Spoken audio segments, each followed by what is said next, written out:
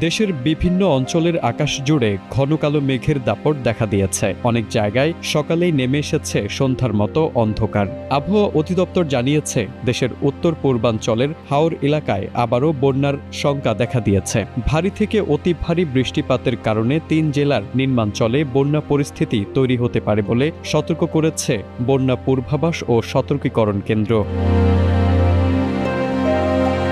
মঙ্গলবার আবহাওয়ার সর্বশেষ পূর্বাভাসে বলা হয়েছে, হাওর অববাহিকার সুরমা নদী, কুশিয়ারা নদী ও ধনু বাউলাই নদীর পানি কিছুটা কমলেও ভোগাই নদী, কংস নদীর পানি বাড়ছে। বর্তমানে এসব নদীর পানি প্রাক মৌসুমী বিপদসীমার নিচ দিয়ে প্রবাহিত হচ্ছে।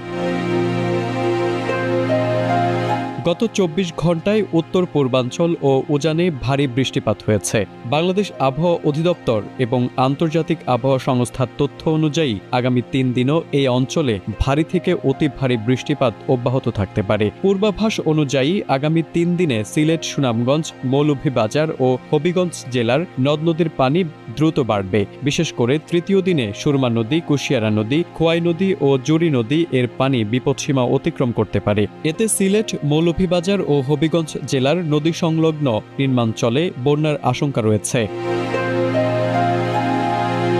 এছাড়া ধনু নদী, বাউলাই ও ভোগাই নদী, কংস নদী অববাহিকায়ও পানি বাড়তে পারে। এতে নেত্রকোনা ও কিশোরগঞ্জ জেলার নদীগুলো তৃতীয় দিনে সতর্কসীমা ছুঁতে পারে। পরিস্থিতি মোকাবিলায় সংশ্লিষ্ট এলাকায় আগাম প্রস্তুতি নেওয়ার পরামর্শ দিয়েছে সংশ্লিষ্ট কর্তৃপক্ষ। তারিক আজিজ, এটিএন বাংলা।